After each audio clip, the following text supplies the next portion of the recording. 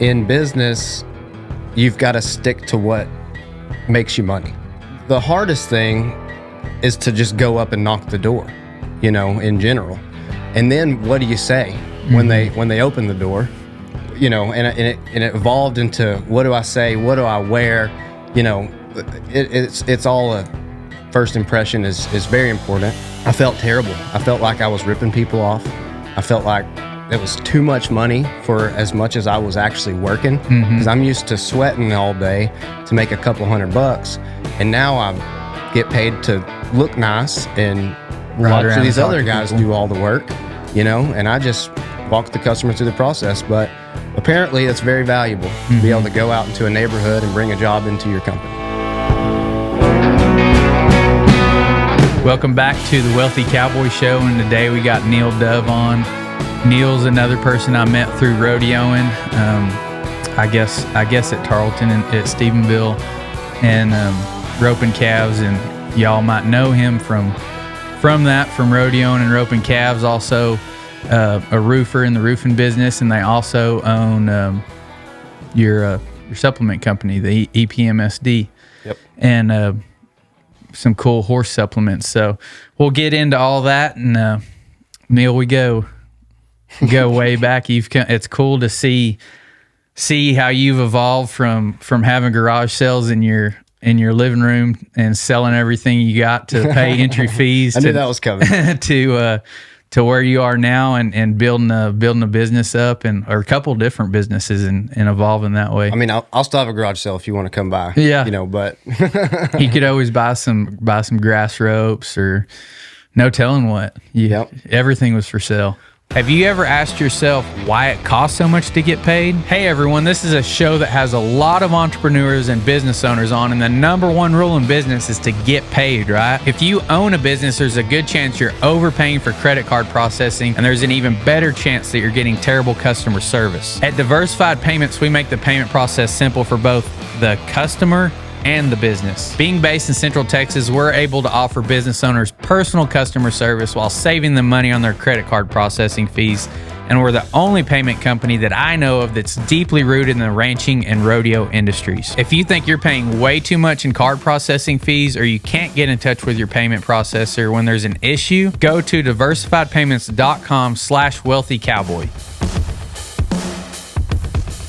Yeah, except for my saddle probably, but whenever you're in college and you're broke and you want a rope, you try to figure out whatever you can to go the next weekend, and I didn't have any other way sometimes. I'd call Crockett because he always had a little money laying around, and he'd come by. Yeah, there'd be a few of us over there looking through your stuff. Or, whatever.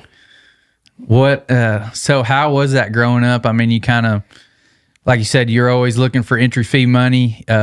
Your family was kind of involved in the calf roping deal, and Yep. and you had that instilled from a young age. So did you grow up your whole life roping calves and around horses and all that?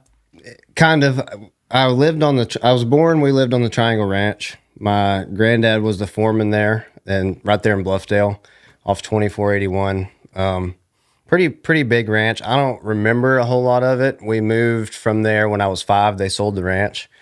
And my grandpa, they gave him a bulldozer. And so he run that bulldozer from that time. It was 95 until basically around 2014, I think, is when he passed. But he ran that bulldozer for a long time. But I grew up on that ranch, and my granddad roped, my dad roped.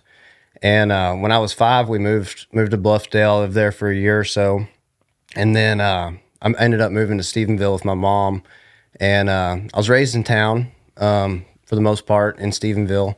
So I played a lot of sports when I was young. I didn't rope a whole lot. I grew up with a rope in my hand and around it. So I could always swing a rope the dummy, rode horses. But I really didn't start roping until high school. It was about my junior year that summer. But played sports, probably was supposed to go on and play more sports. But, I figured out in track that there were people that were taller and faster, and so I really started liking to rope when I was a junior and senior, and And man, it's been a journey. Yeah, that's kind of how it went for me too. Is like I quit playing sports in school because I knew, I mean, I love sports. I'm not telling anybody not to play sports, but I knew that I was not going to get past high school, get out of that. I wasn't going to be good enough to go play, in college or pro or anything like that. Right. But you always have that opportunity to go on the weekends and win money at a rodeo or win a saddle or win a trailer or a truck. And then, you can also do that for a living if you choose to, and you can do that through high school, college, your whole life until you're an old man, Right. So that was sounds pretty similar to my story, and chose to pursue that path instead of going with something with less longevity. Right. So that's about when I met you. I think you hadn't been roping very long. We were entered in the same numbered ropings and going to the same places, and I'd moved to Stephenville too, and we went to some college rodeos together and all that. And but you've really kept it going. I went down a different path, and you've really kept the rodeo thing going. And the rodeo thing, it fueled my professional career. That was my motivation to go out and do things that other people probably weren't willing to do. When I was in college, I figured out real quick that you had to have some money if you wanted to be competitive, because you had to have horses, saddles, rigs, all this stuff, and it ain't cheap. And even the best people aren't going to win every weekend. You got to have a little reserve there to get going and keep going. Right, and I could not figure out how the heck people had so much money, because the ways that I had learned how to make money and the way that my family made money was, not probably, it's working hard, Off your back. I detailed cars, I built fence, I run heavy equipment. I did any type of paying job that they would pay me to do. I bought and sold some hay, and it just, I never knew what kind of money could be made, out in the world. Because I have a brand new pickup. I couldn't even figure out how they were filling it up with diesel at one time. You know what I mean? Like, I had a 1-horse trailer, no AC in my truck, and man, I wanted to rope, and I probably wanted to rope more than I wanted to make money. If that made any sense. So when I got out of college, I got lucky. I got hooked up with a guy that had made some money and always seemed to have his things together and able to rope and whatnot. And so I found the roofing business, and the first 6 months were rough. Learning the business, I was in a storm that was up in Amarillo. It was kind of old, and there wasn't a lot of opportunity there, but I learned the business, and I traveled the country. I had to put roping aside for 3 years, 2013, 2014, 2015. I did not rope much those years because I was out trying to, accumulate some money, find my place in the world. And I traveled across the country chasing hailstorms, and I knocked doors. I'd go to a city I didn't know a person. I'd get a hotel room, and knock on doors. And we did good in the roofing business. Knocking on doors and doing door-to-door sales, which you see things out. Tons of rejection, tons of hearing no. How was that? That's the hardest thing for me, and it's like is hearing no, and you're going to get no more than you get yes. But when you get yes, it's a really good feeling. Well, when I very first got in the roofing industry, that they're like, hey, you go out, people have storm damage, the insurance company will pay for them to get a new roof, et cetera. So that it made sense what I was doing, right? Helping people with a process that they were going to have help with, because that roof is important, right? And if it's been damaged, then it needs to be taken care of, regardless. But so the hardest thing is to just go up and knock the door, in general. And then what do you say when they open the door? And it evolved into, what do I say? What do I wear? It's all a first impression is very important. In that. But in college, I wanted a job that I could get paid for. I felt like I was decently smart, decent head on my shoulders. not a terrible looking guy, got a little bit of charm, not saying I want to talk for a living, but there's got to be a way where I can use these skills to make money. And sales is where I found that, and a lot of people said, this ain't going to work. Don't go do it. So-and-so did it. They didn't make any money, blah, blah, blah. I'm hard-headed. Yeah. You can't tell me that I can't do something. If another human has done it, I can do it. There's no doubt in my mind, And so that hard-headedness transferred to the door knocking and, just staying hooked after you hear no so many times, because I knew when I heard a yes that I was going to make some money, and I was going to be able to help that person solve a problem that they had. And because I grew up, my family, they really wanted me to understand that, when you tell somebody you're going to do something, you do it, no matter what. And, I was really blind in the world. I didn't even think people would tell you they would do something and then not do it. Yeah. Right. And I really learned naive. really quick, in business that's not how it works. But, back to knocking doors, they told me I could make some money doing it. I believed it. I believed in myself, and I went out and made it happen, And yeah, you're going to hear no a lot. People are going to be very rude to you, but you just got to keep going, and you got to have this confidence that is unshakable, really, because you can't take no for an answer. One of our things was they got to tell you no 4 times before you leave the doorstep. Yeah. And it's the truth. If you leave when they say no the first time, you'll never sell a job, because they're all going to say no 1, 2, 3, 4 times. Yeah. But after that 4th no, do not go back. They're done with you after that. But no, just being hard-headed. And, when I first started making commissions in roofing, I felt terrible. I felt like I was ripping people off. I felt like it was too much money for as much as I was actually working, because I'm used to sweating all day to make a couple $100. And now I get paid to look nice and watch these other guys do all the work, and I just walk the customer through the process. But apparently it's very valuable to be able to go out into a neighborhood and bring a job into your company, Yeah, the roofing deal is crazy. I knew you and some other people that rodeoed, that we grew up rodeoing with, got in the roofing deal. It seemed to be pretty prevalent for rodeo cowboys to go make a living and make some money doing that so they could rodeo. And then also now my in-laws are in the roofing business, and it's crazy what the commissions are and what that deal pays. And it's and you've seen it. You worked for other companies and kind of and saw how to do it, and then developed your own company, right? Yeah, I got so lucky getting, when I got involved in the roofing industry, the people that I learned the business from. And I was thinking about this a little bit today, since we're on, the Cowboy Show, but just to give people a reference of who I learned from and who I came up the ranks under is a guy named L.C. Nisbeck.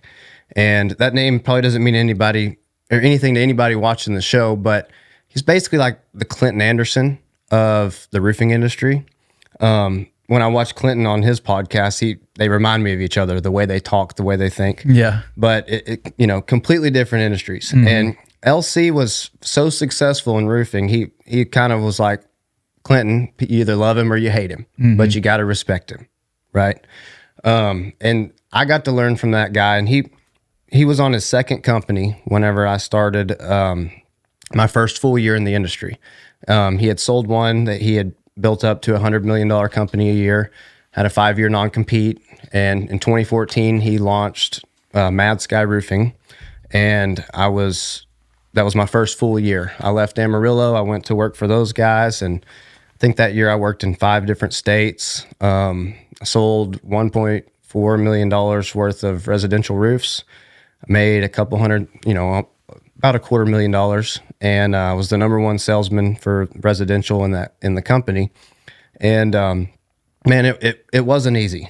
I had to wake up every day, take a shower, get in my truck, 6 o'clock, go out to the neighborhood, knock on doors, stay there all day long, wake up tomorrow and do it again. And roofing, we finish when it gets dark. That's when we finish roofing a house. And my job was to make sure that, you know, the whole transaction went smooth. So I'd be there with the crew. They need this, they need that. I'll go get it. I would stay there until they were gone to make sure that if the homeowner came out of the house, I'm there for whatever they need. And it was a lot of long days, and I did not. And you're also looking for prospects. And Oh yeah, prospecting along the way, and I didn't get to rope. You know, all I wanted to do was rope. And you know, actually in 2016 was probably the biggest crossroads in my roofing career. I was in Naples, Florida. I was living in a gated community. Had a $5,000 a month house. It was amazing, beautiful pool. Living the dream. I had 30 salespeople. I'm standing in front of them, and I'm talking about chasing your dreams, and you know how spilling my heart out to these. And I stopped, and I'm thinking, I'm not chasing my dream, and it was sad, you know, because I had progressed my way up so far in the roofing industry, to the point where I'm, you know, running multi-million-dollar businesses and making a lot of money, and you know, I was like, man, I'm not doing what I started this to do, you know? So at that point I stepped back, came back to Texas, started NDX Roof. You know, was my business. I still have that business. And, I decided that I was going to rope as much as I could while, you know, still trying to grow the company, run the company. And man, that was tough. yeah, It is. Every time things would start getting going good, I'd leave. I'd go rodeo for a little while. Then I had to come back and, you know, save the barn from burning down. And then it just a cycle, you know, about 3-4 months, I would do one thing, and then I'd go rodeo for a month or two. And then I'd have to come back and piece things back together. And, you know, finding balance whenever you're an entrepreneur and you're trying to chase a dream is probably the hardest and most frustrating things to do. Yeah. You know, Yeah. Maybe got a little off your topic, but no, that's good. And I wanted to get to that, is how it wasn't the monetary thing, you know, that you were after. It's about building your dream life and doing what you want to every day, which you have to take a step back, think what your dream life is, and then figure out how to get there. So whether that's working on a ranch, you can do that a couple different ways. You can go work on a ranch for a couple $1,000s a month, you know, no big deal. Or if you want to own a ranch, you're going to have to go get into the roofing industry, get into the credit card process, and get into something else maybe, and make some money, making some sales, and then go back to that. Yep. But not lose sight of what you're wanting to do. Just like you got into the roofing industry to rodeo, into rope, and you kind of lost sight of that for a second, and then you're like, hey, this is not me. I want to be a rodeo cowboy, and go back to that. Right. And just, that's where people, I think, find fulfillment is doing what they want to do. It's like, how much money do I have to make to, like you said, live the life that I dreamed about? You know, I got a place now, I got a rig, I got horses, I got saddles.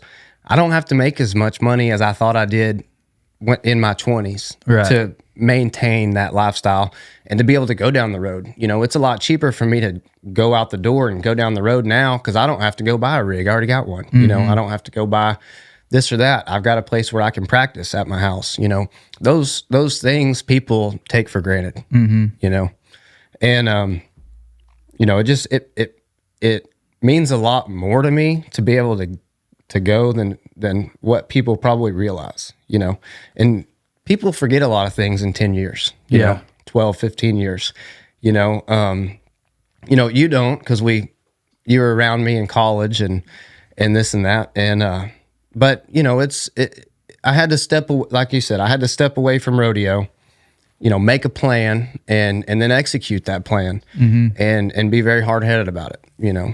Yeah. And I'm going around it the long way. So you were very driven to rodeo, and I just went ahead and started living my dream life. And that was being on a horse. I couldn't afford to rodeo. So I was like, well, what else can I do? So I started day working and cowboying, and that's my dream life. And I'm getting back into roping calves a little bit too. And that's kind of the deal. Like, you know, if I can wake up and go work some cows and then rope in the evenings, and that's the deal. But I'm also getting into business, and I realized that, you gotta make some sacrifices, but you also don't want to get too far away from what you really want to do. Yeah. And if you get in the right industry, you can have a little bit of both, really. I know you were, you had to go off and chase those storms, and that made you get bigger faster, but you could have stayed around here, maybe done some little storms and not make as much money as fast, but Right. Everybody does their own path. And I think it's cool to see people evolve. Like, social media is cool like that. I got to see you from going to those garage sales, but then keep up with you like, hey man, this guy's killing it in the roofing business, and then come back and now you're getting to live your dream of rodeoing. Yeah. That's pretty cool. And now you've started, are you still doing some roofs too? Oh yeah. Yep. We're still roofing. I have an office down in Houston. We moved our headquarters there. I liked that market. I felt like there's work there all the time. I have a stepbrother that was a firefighter in Florida. He did rescue for the boat races and probably still going to do a little bit of that. But he wanted to get in the roofing industry. We started working together a couple years ago.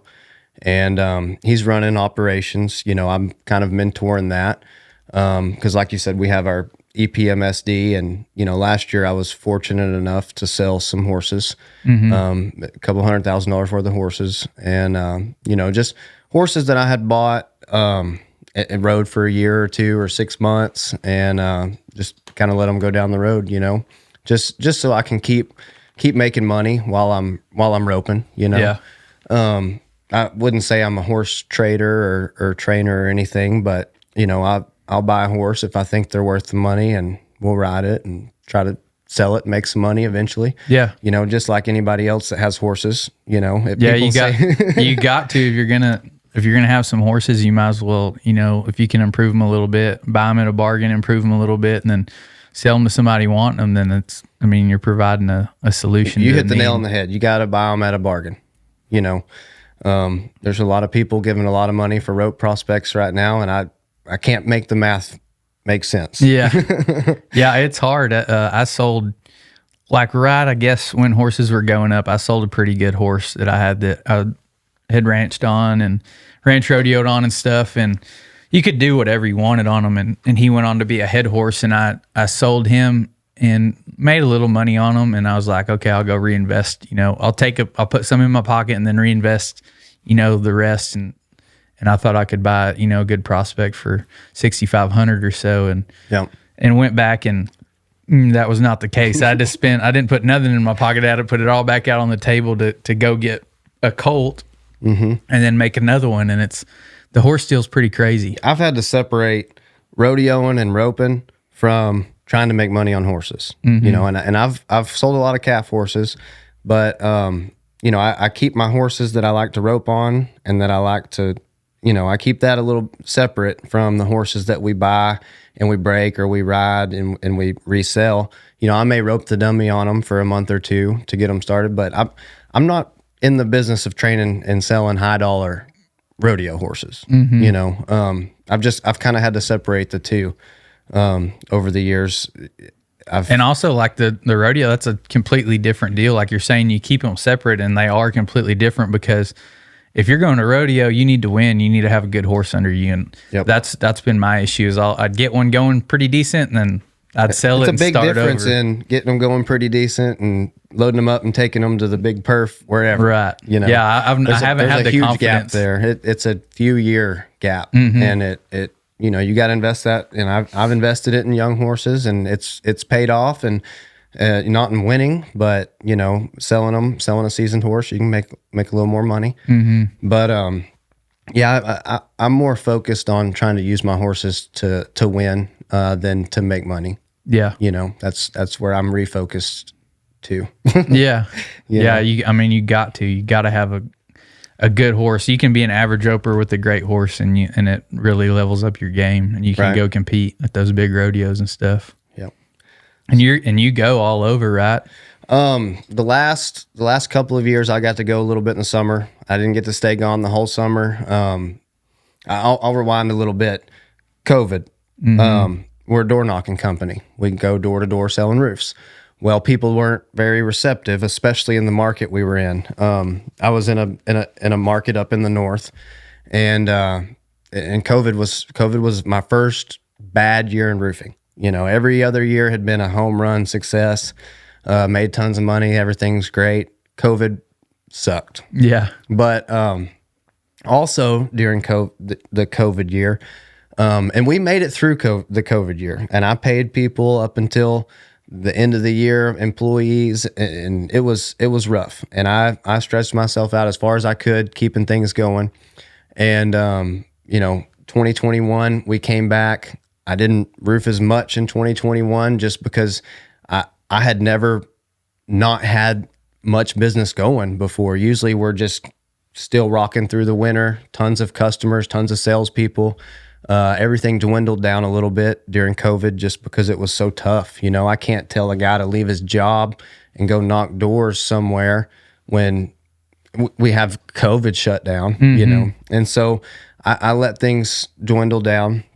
And it was at that time that me and my wife decided to start selling our EPMSD. EPM Super Dewormer is what we started, that was the name of the product because that's what it did. Yeah. It helped with EPM. It seemed to treat it, or whatever.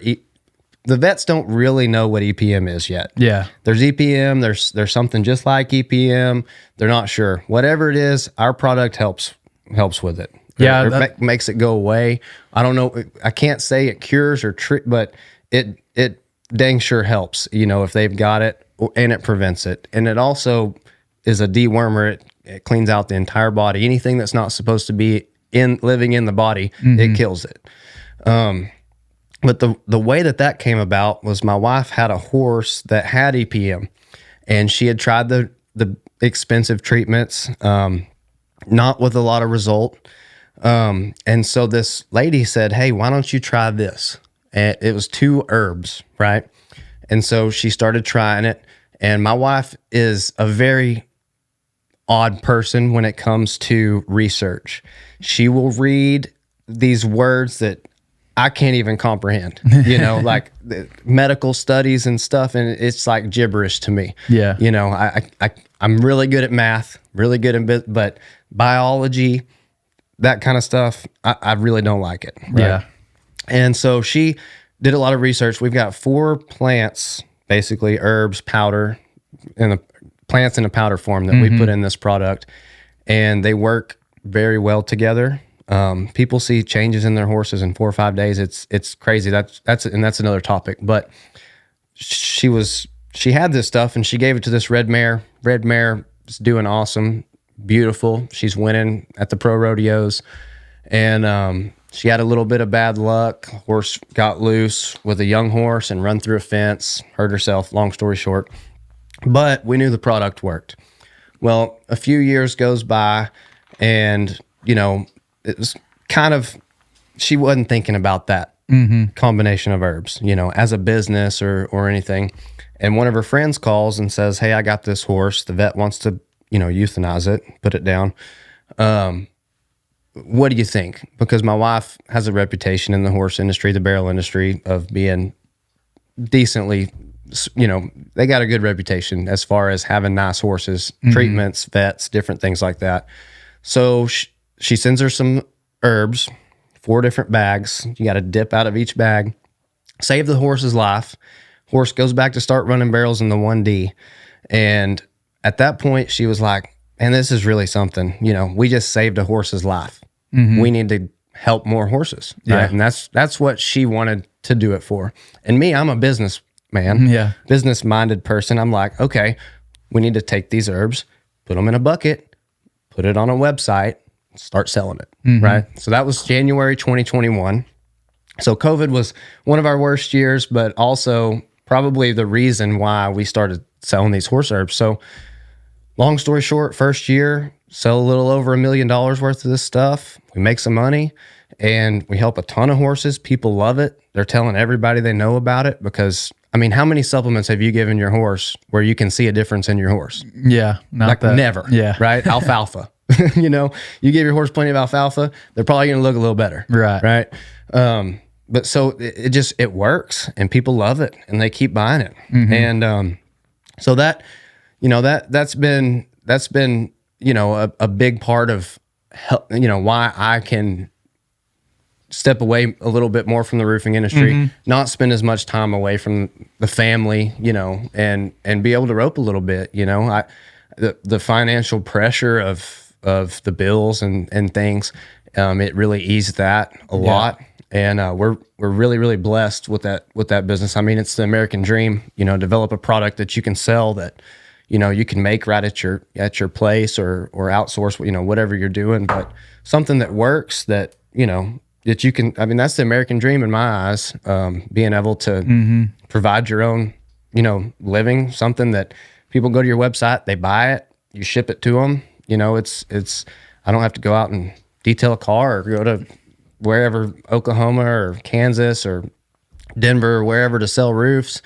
And we can do it from Hyco. You know, that's cool that it's tied into your industry that y'all are both passionate about, and you can go rodeo and promote it. And the more you get out and go to the events that you want to go to, the more you can promote it and meet new people that could use it. Yep.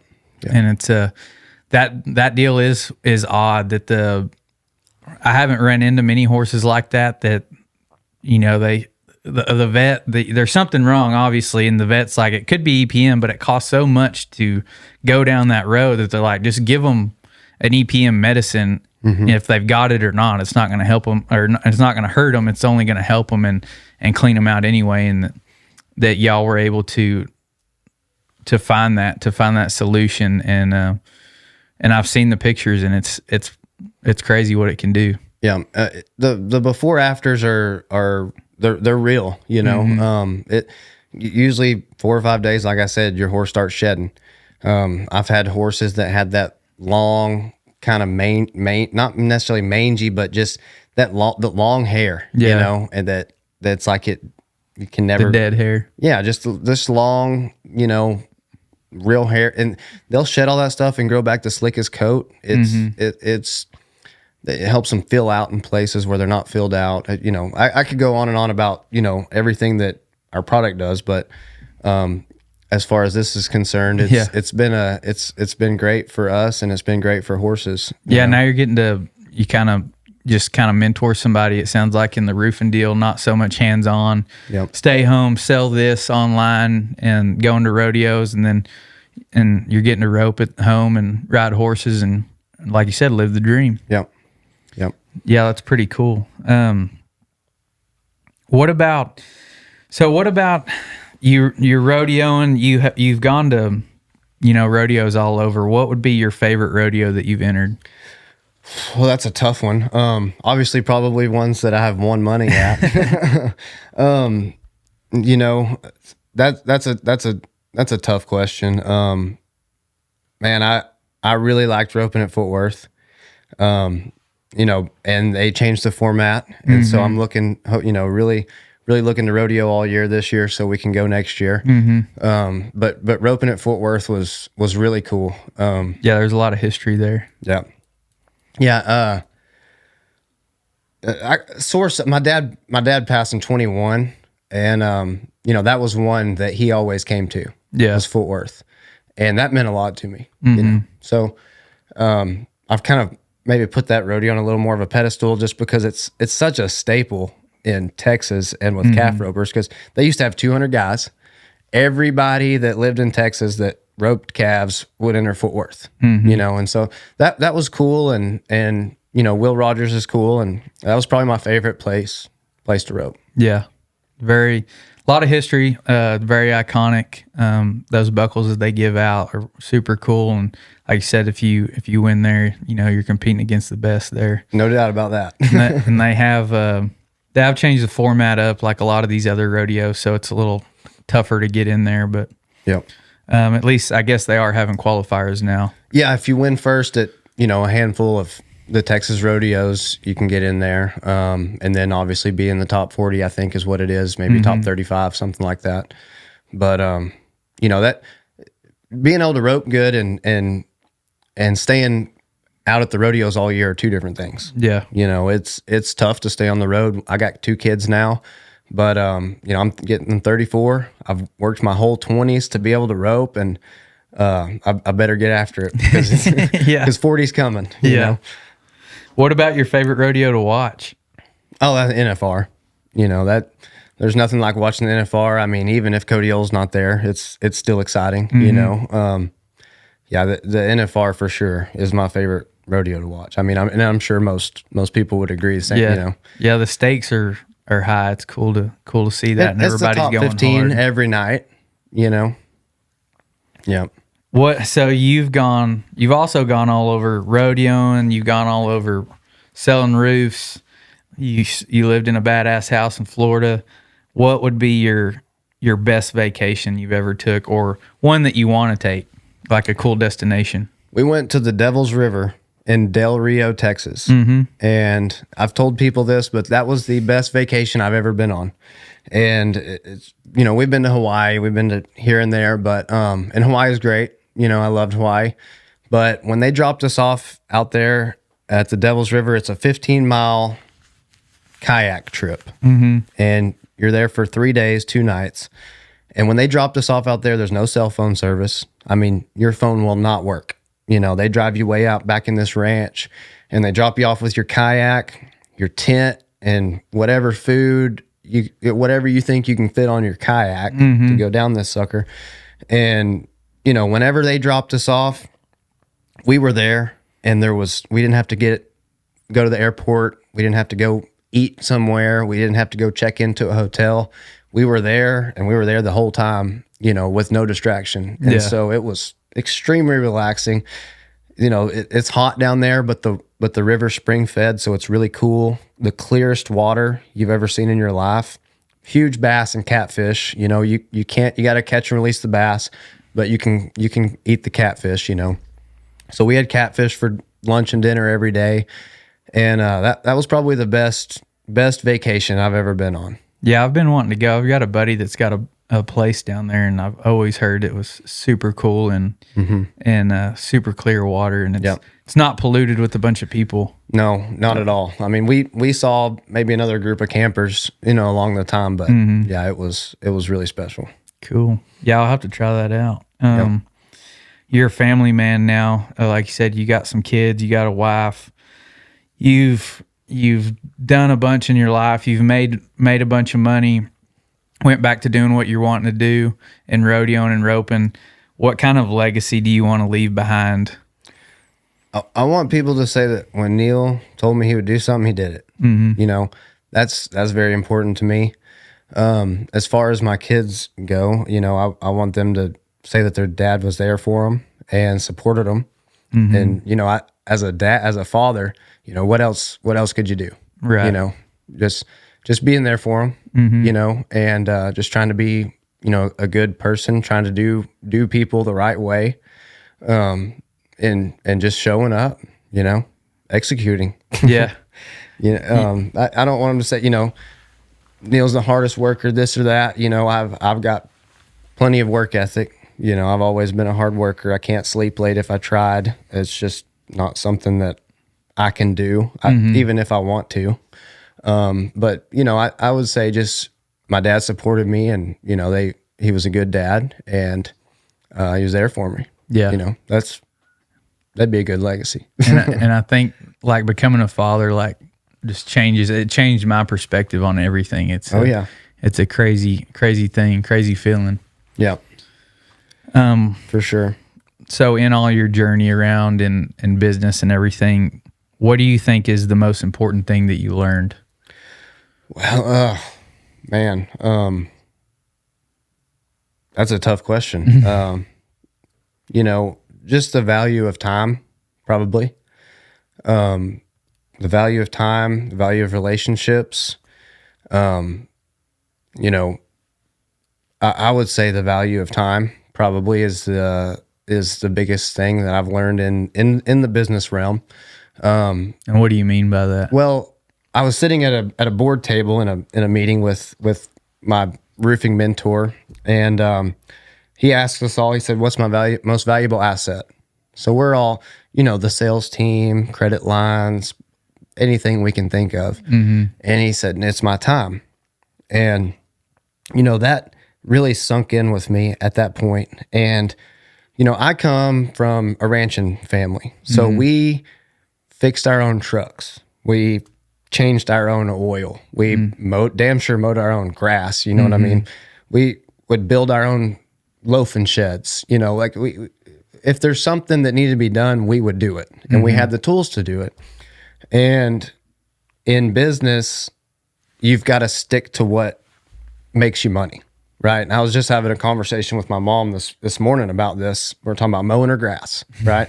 Because she's got a fancy mower, and she's in real estate now, and she's done very well in Stephenville in real estate. But, we figured out, just on the way over here, I'm like, Mom, you got to be done mowing your grass. You're not too good to mow your but your time is too valuable to mow your grass. So I'm like, how long does it take you to mow your yard? Oh, 3 hours. Okay, well, how long does it take the weed eat? No, another couple hours, right? That's 5 hours. How tired are you when you get done with that? I mean, this is a 50-year-old lady, right? She's kind of tired after she mows her grass. So we figured it took her a work day to do it. And we'd said it was like 30 times a year. So that's a whole month, right? So I was like, if it costs you $200 to pay somebody to do your grass all year, you cost $7,000, right? If you work on selling real estate an extra 30 days a year, do you think you can make more than $7,000? Yes. Well, that's one deal, in real estate. And so she's like, okay, I'm going to sell my mower, right? And I'm like, well, what about laundry? How much do you stress about folding clothes?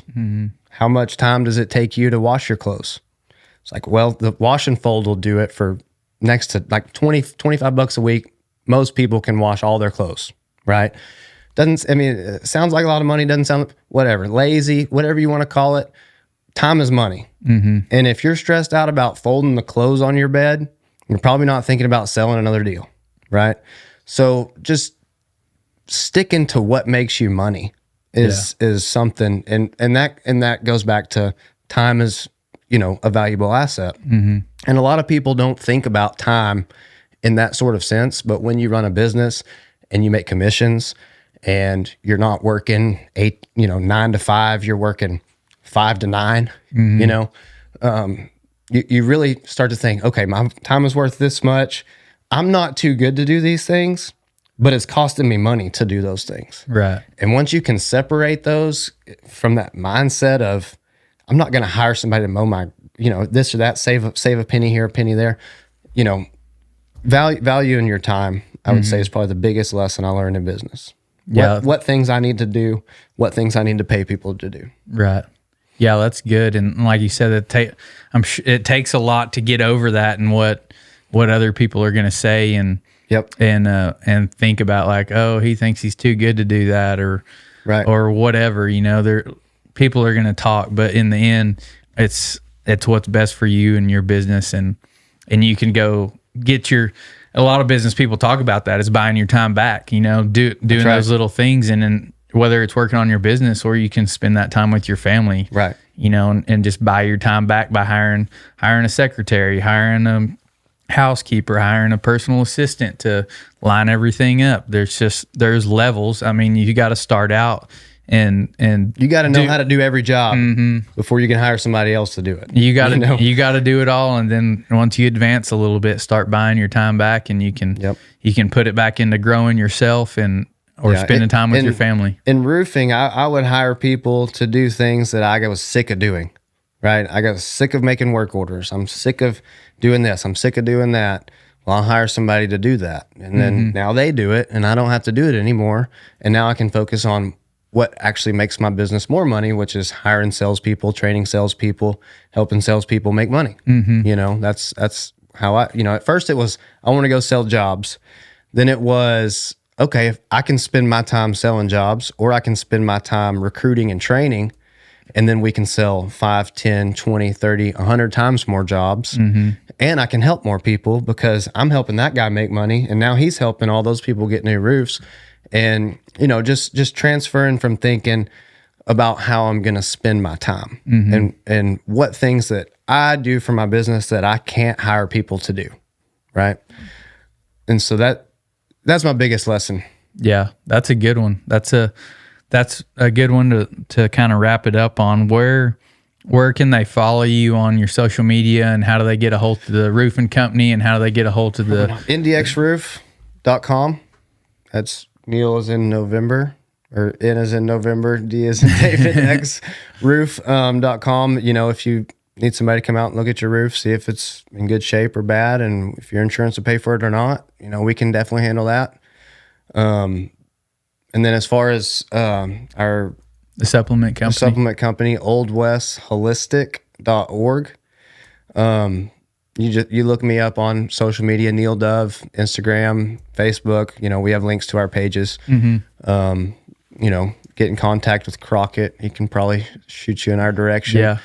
We're not that hard to find, What about your roofing company? If somebody was looking to change careers, are y'all hiring down there in Houston at all? We are, and we're not chasing storms. If there's a storm somewhere and we feel like the local contractors can't handle the amount of work put in front of them, we'll go in and help clean up the damage and help people get back to normal. I mean, just to give you an idea, most roofing companies do 50 to 100 roofs. Your local roofer, like let's say in Stephenville, Tech, how many roofs do you think are going on in Stephenville in a normal month? Yeah, well, not very many. Not very many, right? Well, a storm comes through and you got 300,000 houses that need roofed all at one time. They need some help, So we're not ambulance chasers or whatever we're labeled as. We go in there. We don't accept a penny from a customer until the roof's done. We get it done in 7 days. And, that's how we operate. We do a good job and we get paid when we're done. That's Right. how I was raised. That's how I learned how to do it. And that's how we go about it. But if somebody wants to get in the roofing industry, if we can't help, we can point you in the right direction, because I know a lot of the owners, just from being in the industry. It's kind of like the rodeo world. Everybody knows everybody, Right. and we can definitely help you get started if you want to get into sales, get into roofing. It's a great industry. Great. Good deal. If you need a roof, you can reach out to Neil. If you're looking to increase your income, add another skill to your tool belt, get into sales, you can also reach out to Neil about becoming a salesman, a roof salesman. And also, if you've got horses, you probably need this supplement, this EPM supplement. I know a lot of performance horse people do it once to twice a year, regardless how the horse looks. Yep. It's a really great product. So y'all can reach out at Old West Holistic, or reach out to Neil on Facebook or something. He'll message you back. And then rate and review the podcast. It means a lot. If you are listening to it and want to watch it, it'll be on YouTube, The Wealthy Cowboy Show. Please share it out. If you did not get something out of it, get something from Neil, from me, some little piece of information that you could use. I'm sorry, but share it to somebody else and maybe they will get something different out of it. And until next time, we'll see you.